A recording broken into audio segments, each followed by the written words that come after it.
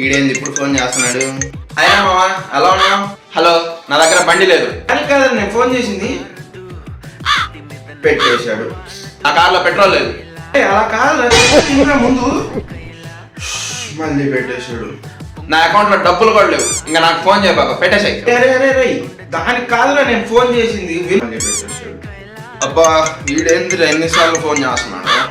అరే చెప్పినాక నీకు నా దగ్గర ఏం లేవని ఇంకా ఎందుకు ఫోన్ చేస్తున్నావు? పెట్టేస్తున్నావు, ఉంటా, బాయ్. అరే ఈసారి ఫోన్ పెట్టేసావంటే నరికేస్తాను.